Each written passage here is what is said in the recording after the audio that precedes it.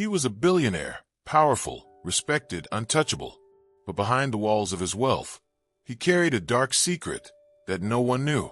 20 years ago, during a stormy night deep in the woods, he did something unthinkable. He left his twin sons, barefoot, crying alone, promising himself he'd never look back. And for 2 decades, he didn't. He built an empire, silenced the past, and convinced the world he was a self-made success. Until one day, the phone rang, and on the other end was a voice he thought was long gone. What the caller said didn't just break him, it destroyed the very world he had built. This is the haunting story of a man who tried to erase his past, only to be hunted by it 20 years later. What happens when the children you abandoned come back with a truth that can't be ignored? The storm was brutal that night. Lightning tore across the sky like the earth itself was ripping apart. Rain poured down in thick, blinding sheets as the tires of a black luxury SUV crunched over wet gravel.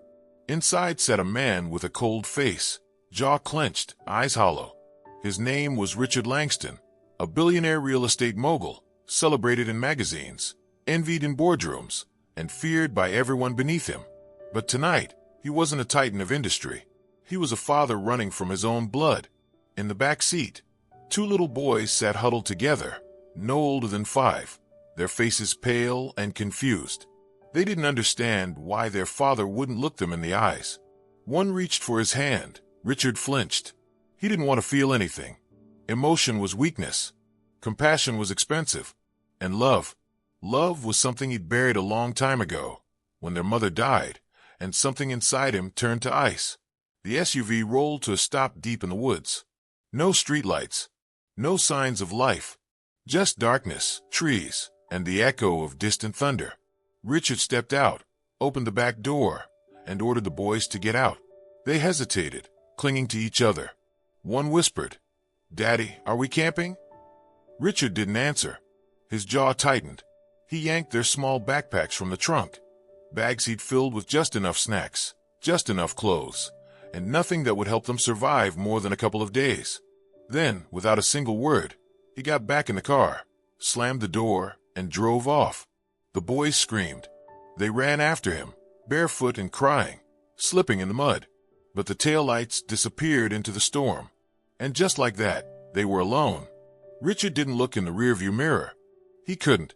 Not because of guilt, but because in his mind, they were no longer his problem. He had justified it 1,000 times. 2 boys would only slow him down, ruin deals, distract him from his empire. Raising them alone wasn't a burden he was willing to carry. In his world, weakness was punished, and he had no time for weakness. But what Richard didn't know was that night would echo for the next 20 years. The twins, Daniel and David, barely survived the first week. They slept under trees, shivered through freezing nights, drank from puddles, and clung to hope that their father would return. He never did. A hiker found them half-starved, covered in insect bites and bruises. Taken into foster care, the boys were split up, shipped to different cities, different families. But they never forgot. The memory of that night, the storm, the silence, the red glow of taillights, became the nightmare that shaped their lives. Richard, meanwhile, moved on. He expanded his empire, married a second time, divorced again, and amassed more wealth than one man could spend in 100 lifetimes. His face graced business magazines. He gave speeches on success and power. But behind the scenes, he was a man haunted by shadows he refused to face. He never spoke of his first family, never mentioned the twins. In interviews, he referred to himself as a self-made man with no baggage. Years passed. The world changed. Social media exploded, the economy shifted, and the name Richard Langston became synonymous with ruthless ambition. But even power has its limits, and destiny doesn't forget betrayal. On the twins' 25th birthday, something changed. Daniel, now a social worker in Detroit, quiet and thoughtful, still bore the emotional scars of abandonment. He never fully trusted anyone. He never stopped looking for his brother. David, on the other hand, had taken a darker path. Homeless shelters, petty crime, disappearing for years at a time. They had only seen each other once since childhood. But fate, as cruel as it is clever, had other plans. An anonymous package arrived at Daniel's door. No return address. Inside was a torn photo, himself and David as boys, sitting in the back of that SUV. On the back of the photo, scrawled in shaky handwriting, "He's still out there. He hasn't paid."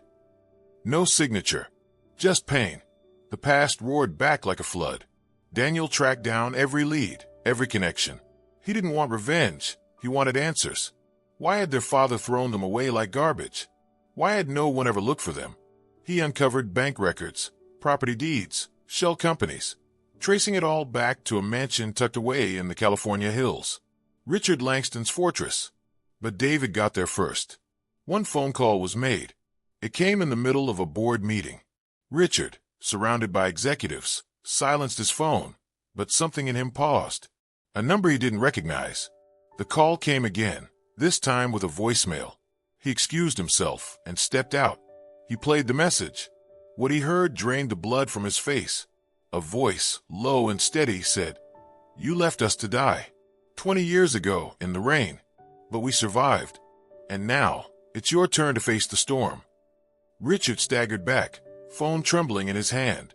The past he'd buried had just clawed its way out of the grave, and it was calling him by name. Richard stood frozen in the marble hallway of his office tower, the phone still pressed to his ear, long after the message had ended. Outside, his empire moved like a machine, assistants hurrying, screens flashing, deals being made. But inside him, everything had gone silent. That voice, it couldn't be. He had silenced that chapter of his life 2 decades ago. He had erased those names, those faces.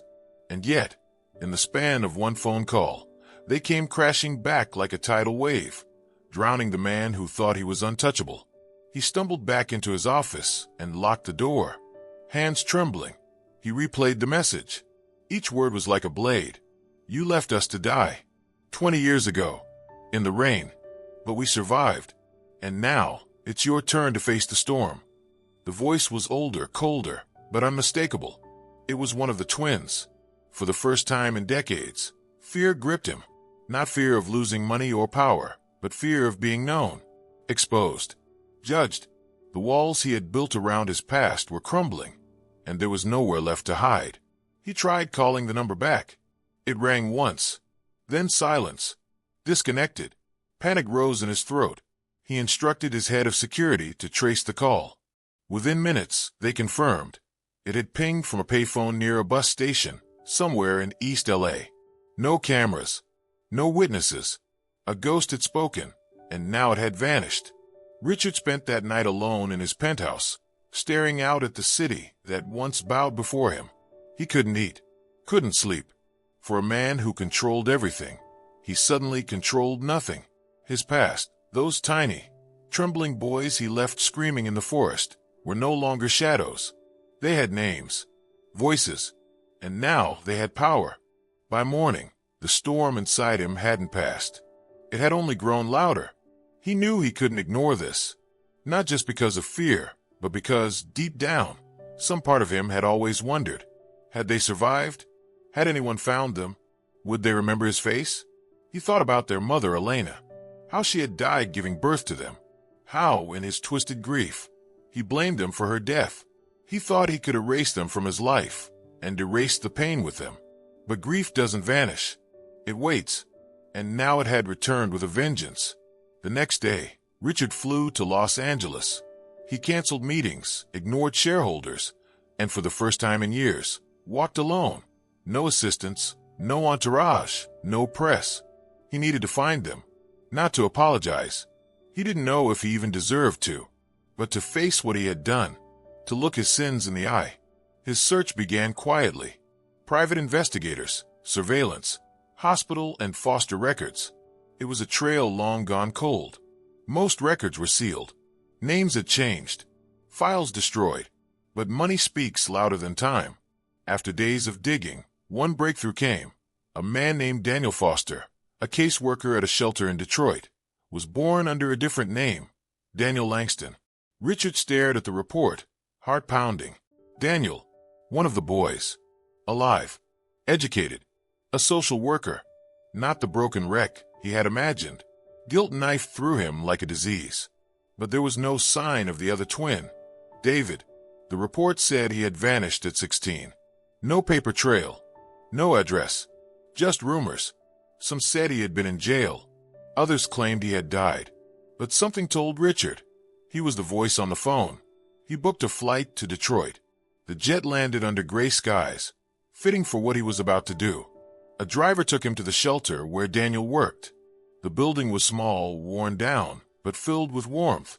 Children laughing, staff helping, people healing. It was a world Richard didn't understand. A world he had run from.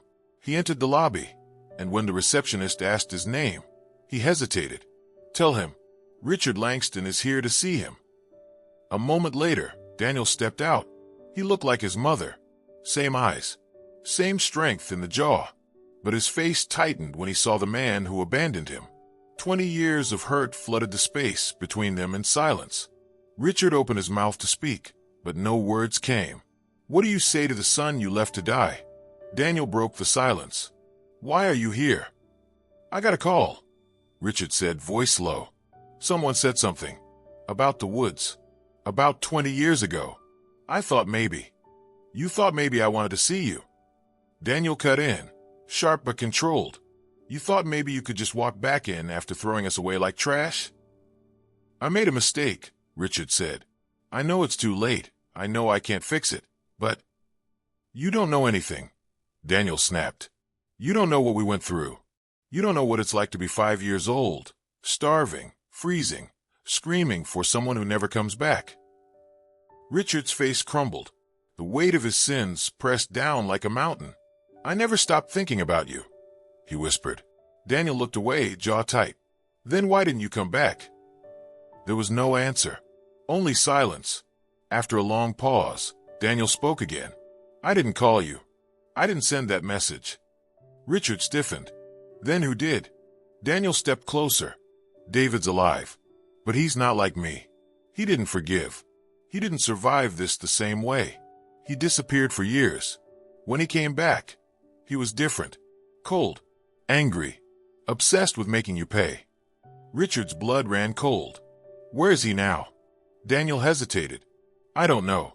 But if he made that call, he's planning something." For the first time, Richard felt it. Not just guilt, but danger. The son he betrayed had grown into a man consumed by fire. And now, that fire was coming for him. The moment Daniel said it, "He's planning something," a chill ran down Richard's spine. For a man who'd built walls of steel around his life, the idea that those walls could be torn down by the very son he discarded terrified him in a way nothing else ever had. David hadn't just survived. He had returned with a purpose, and that purpose might be vengeance. "Find him," Richard said, his voice shaking. "Please." Daniel's face remained unreadable. "You're not afraid for him. You're afraid for yourself." "I'm afraid of what I've done," Richard whispered. But the damage had already been done. Somewhere out there, a broken boy had grown into a wounded man, fueled by decades of abandonment, pain, and silence. David had disappeared into the cracks of society and reemerged with a single mission: to make his father feel what he once did. Lost, helpless, forgotten.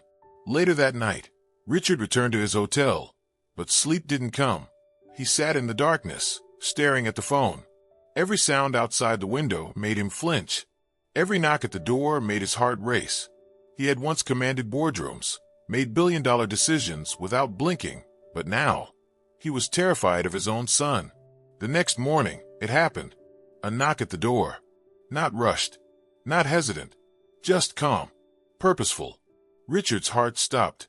He moved slowly, peering through the peephole, and there he was. David, older now, taller than Daniel, lean, unshaven, eyes hollow and sunken from a life lived in shadows. But the resemblance was unmistakable. He looked just like Richard, same jawline, same intensity, but without the arrogance. Instead, there was pain and rage. Richard opened the door slowly. "David," he breathed, like saying the name might erase the years between them. David stepped inside without a word. He looked around the room, eyes scanning the expensive decor, the luxury dripping from every surface. Then his eyes returned to Richard. "You live well," he said flatly. I wanted to find you. Richard began, but David raised a hand. Save it. You don't get to talk first. I do. Richard nodded, ashamed. David walked to the window, hands behind his back, staring out at the gray Detroit skyline. Do you know what it's like to sleep on a park bench at 8 years old? To eat from trash cans? To be passed from shelter to shelter, fighting just to breathe? Richard stayed silent. I never had a childhood, David said. I had nightmares. Of trees, thunder, red taillights disappearing in the rain. I screamed for you until my voice broke. And when no one came, I stopped believing anyone ever would. I was a coward, Richard said softly. I don't expect forgiveness. You expect closure? David turned, eyes blazing. You think one conversation erases 2 decades of pain? No, Richard said, but I couldn't die without facing you. Who said anything about dying? David asked. Silence fell again, heavy, suffocating. Then David reached into his coat and pulled out a small box. He placed it on the table. Richard stared at it, confused, hesitant. Open it, David said. Richard opened the box slowly. Inside was an old, rusted toy car, broken wheels, faded paint. He gasped. It was one of their old toys. From that night. I found it, David said, his voice softer now. 20 feet from where you left us, buried in the mud. Richard held the toy in trembling hands. Memories flooded back. The sound of laughter before the storm, little voices calling him Daddy, tiny hands gripping his sleeve. He had buried more than children that night. He had buried everything good left in himself. I kept it all these years, David continued. Not because I missed you, but because I needed to remember who you were, who I never wanted to become. Richard looked up, eyes glassy. Then why come here? Why now?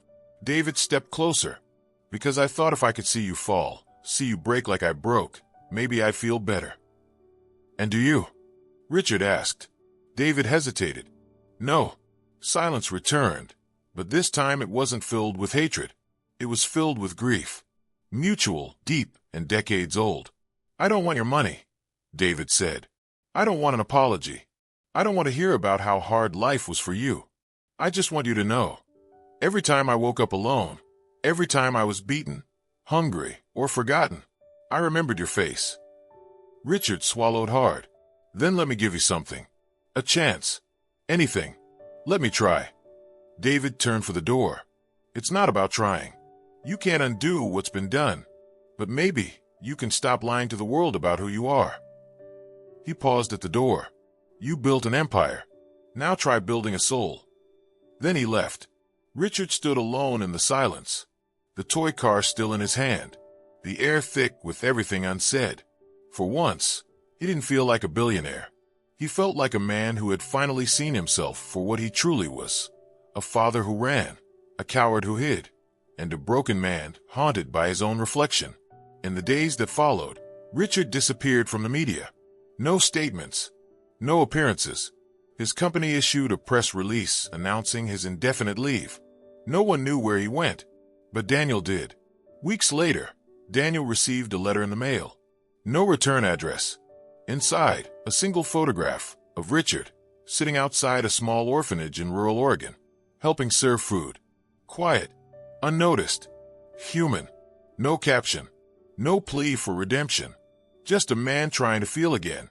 Daniel smiled faintly, folded the letter, and tucked it away. Some stories don't end with grand apologies or tearful reunions. Some end with silence and the hope that maybe, just maybe, the next chapter could be better than the last. Richard remained at the orphanage for weeks. No cameras, no press, no business calls.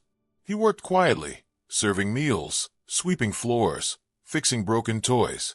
For the first time in decades, his hands did something other than sign contracts. They gave. And for the first time in his life, no one called him Sir or Mr. Langston. He was just Richard. He didn't try to explain himself. He didn't ask for forgiveness. He simply showed up every day, carrying boxes, sharing meals, listening to stories from children whose eyes mirrored the same pain he once left behind in the woods. And in the quiet moments, late at night when everyone was asleep, He would sit alone with the toy car David gave him, running his fingers across its broken frame like it was a wound that never healed. Some nights he wept, not because of guilt, but because he finally understood the depth of what he'd lost. Not just his sons, but the chance to be someone worth remembering. One evening, a boy no older than 5 sat next to him and asked, "Why are you sad?" Richard didn't answer right away. Then he said, "Because I left someone who needed me, and I can't go back and fix it." The boy leaned against his shoulder. "But you're here now." It was such a simple sentence, but it hit deeper than anything anyone had said to him in years. He wasn't trying to erase the past anymore. He was learning to live with it, and maybe, just maybe, to grow beyond it. Back in Detroit, Daniel visited that same bench in the shelter courtyard where he used to sit alone and wonder if his father was still alive. Now he knew the answer. He was alive, but more importantly, he was finally awake. As for David, no one knew where he went after that hotel meeting. He left no trail, no message. But Daniel knew his brother. He knew David hadn't vanished in anger, but in peace. That confrontation had been his final storm, and once he released it, he didn't need revenge anymore. He had closure. Months later, Richard sent Daniel a second letter. No apology, just a photo of a new shelter he had helped open. It was named after Elena, the boy's mother. Underneath it, a plaque read, "For the children who were left behind, and the ones still waiting to be found." Daniel didn't cry when he read it. He just sat quietly, letting the silence say what words couldn't. In the end, not all stories need to end in forgiveness. Some end in understanding, some in regret, and some, if we're lucky, in change. Richard abandoned his twin sons, but 20 years later, one phone call shattered everything he built, and in doing so, gave him the chance to become something he never was before: a father,